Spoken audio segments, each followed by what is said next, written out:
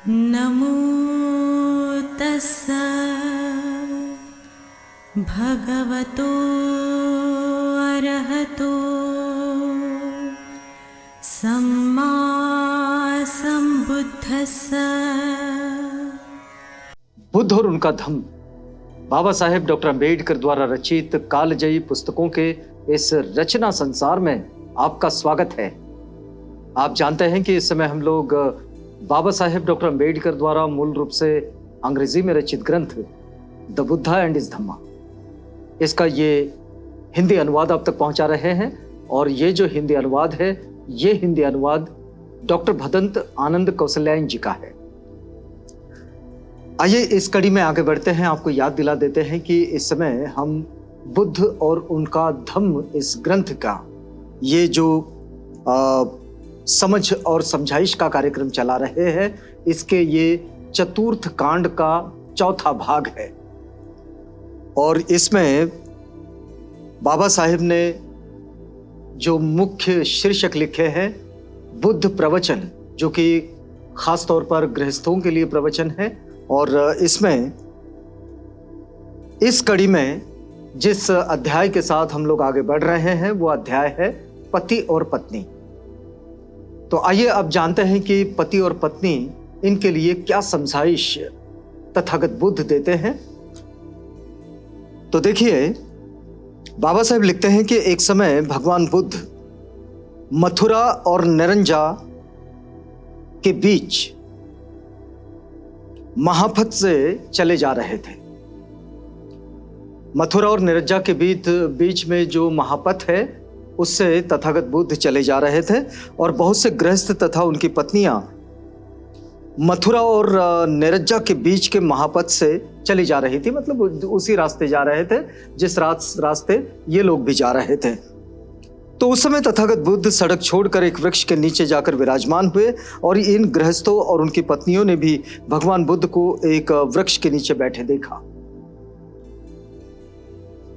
राह चलते चलते तथागत एक जगह रुक गए, एक वृक्ष के नीचे बैठ गए।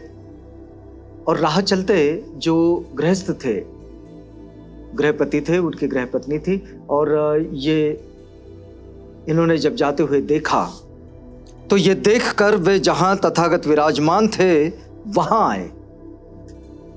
चलते चलते, भाई ये तो बड़ी सामान्य सी बात है कि कोई महापुरुष अगर कहीं बैठे हैं, कुछ बात कह रहे हैं या कहना चाह रहे हैं, या फिर कुछ नहीं भी कह रहे हैं, तब भी उनके दर्शन के लिए लोग वहां पहुंच ही जाते हैं। बिल्कुल सड़क के किनारे किसी वृक्ष के नीचे तथागत बैठे हैं, तो तथागत के साथ में उनका भिक्षु संग तो होता ही है। तो ये लोग आकर्षित हुए और उनकी ओर चल दिए।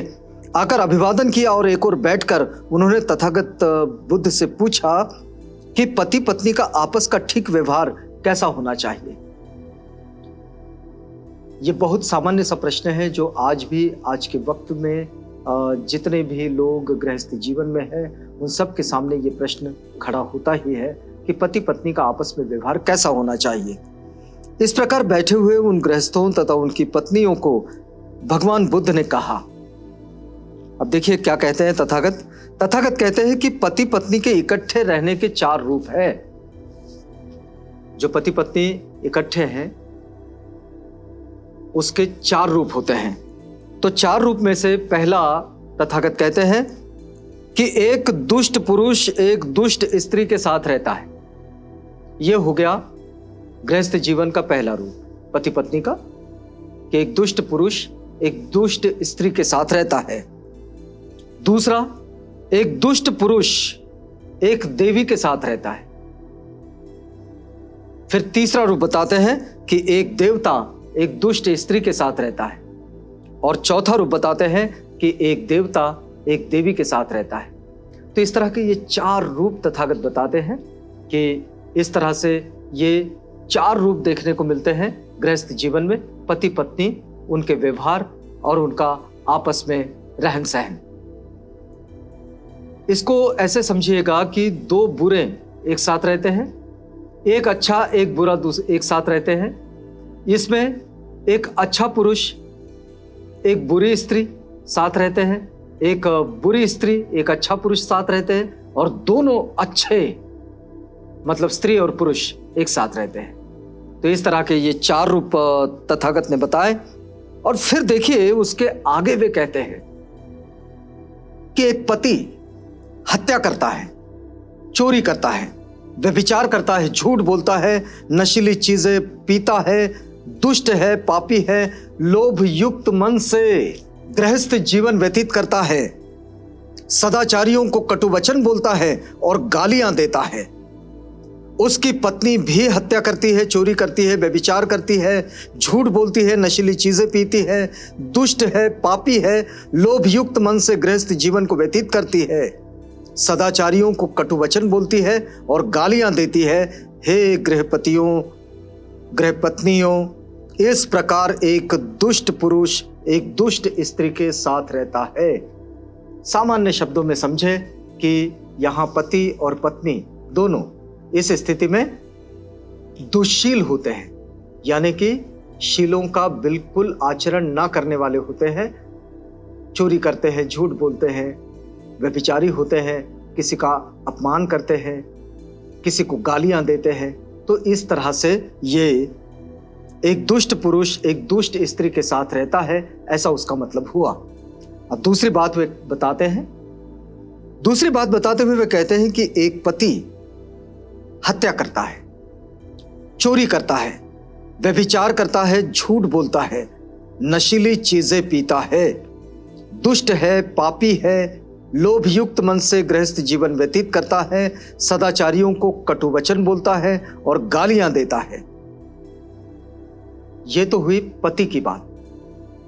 यह आ गया दुष्टता की श्रेणी में, मतलब दुष्ट पति के रूप में इसको चिन्हित किया जाएगा।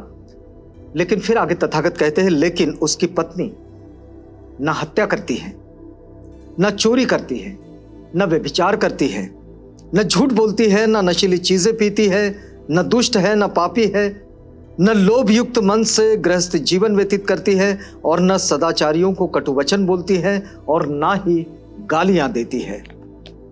तो इस प्रकार ये जो इस तरह की स्त्री है, जो इसकी पत्नी है, तो ये सदाचारी है। सदाचारी है मतलब ये देवी है।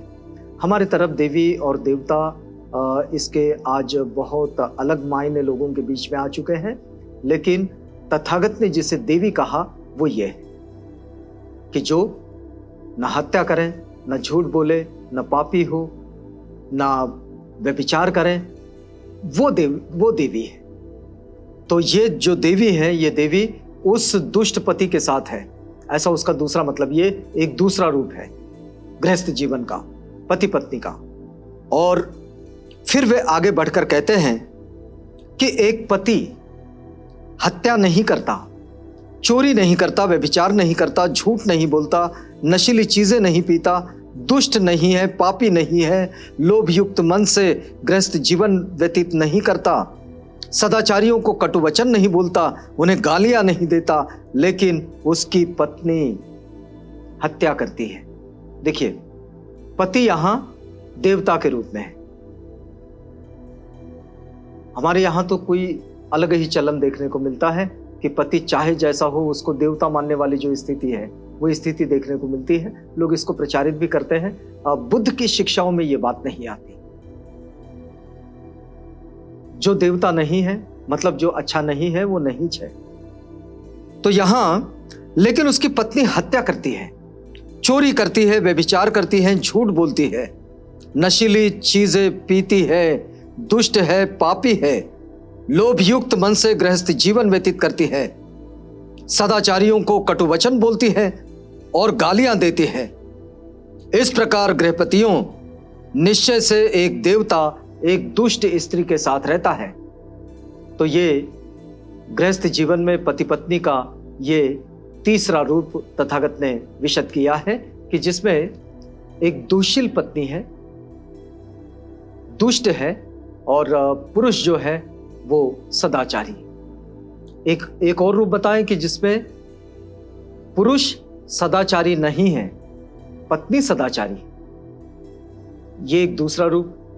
एक तीसरा रूप भी तथागत बताए हैं, बिल्कुल पहले इस परिचय में आता है कि जिसमें दोनों के दोनों व्यभिचारी हैं, दोनों दुष्शील आचरण के हैं, तो दोनों के दोनों, एक दुष्ट पुरुष एक दुष्ट स्त्री के साथ रहता है, ऐसा उसका मतलब हुआ।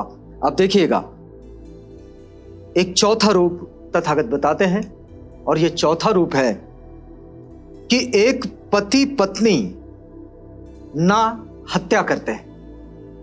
एक पति पत्नी दोनों ना हत्या करते हैं, ना चोरी करते हैं, ना व्यभिचार करते हैं, ना झूठ बोलते हैं, ना नशीली चीजें पीते हैं, न दुष्ट है न पापी है, न लोभ युक्त मन से गृहस्थ जीवन व्यतीत करते हैं, न सदाचारियों को कटुवचन बोलते हैं और ना ही गालियां देते हैं। हे गृहपतियों, हे गृहपत्नियों, निश्चय से एक देवता एक देवी के साथ रहता है। और तथागत के इस पूरे प्रवचन में जो पति पत्नी के संबंध अच्छे कैसे हो, इस पर यह चौथे रूप का मार्गदर्शन है। और चौथा रूप यह है कि दोनों एक दूसरे के प्रति विश्वास पात्र रहें, और दोनों न चोर हो, न व्यभिचारी हो, न हिंसाचारी हो, न झूठ बोलने वाले हो, दूसरों का आदर सम्मान करने वाले हो, सदाचारियों की प्रशंसा करने वाले हो। इस तरह के अगर दोनों हैं पति पत्नी, तो फिर एक देवता एक देवी के साथ रहता है, एक देवी एक देवता के साथ रहती है, ऐसा उसको माना जाएगा। और ऐसा मानने से ये एक बेहतर और आदर्श जोड़ी के रूप में भी इनको पहचाना जाएगा। फिर वे आगे कहते हैं कि पति पत्नी के इकट्ठे होने के ये 4 रूप है। इन चारों रूपों में से हमने ऊपर के जो 3 रूप देखे, इन 3 रूपों में आपको झंझट ही झंझट नजर आती है। और इसमें होता यह है कि दोनों एक दूसरे से हमेशा लड़ते रहते हैं, क्योंकि दोनों की आपस में कभी नहीं बनती। जब दोनों व्यभिचारी हैं, दोनों के दोनों हिंसाचारी है, झूठ बोलते हैं, तो आपस में लड़ेंगे ही लड़ेंगे। दोनों में से एक कोई दुष्शील है, शीलों में अधिष्ठित नहीं है, तब भी ऐसा होगा। लेकिन यदि दोनों सदाचरण के साथ जीवन यापन करते हैं, सम्मान करते हैं औरों का, दोनों एक दूसरे का भी सम्मान करते हैं, तो फिर वे दोनों एक दूसरे के साथ बेहतर जीवन को जी लेंगे। हम यहां रुकेंगे। आगे बाबा साहेब एक और शीर्षक के साथ आगे बढ़ते हैं, उस शीर्षक के साथ आपको जोड़ेंगे, लेकिन ये वक्त अब पूरा होता है, तो आप भी हमें इजाजत दीजिएगा। वादा करते हैं कि अगली कड़ी में आपसे पुनः भेंट होगी।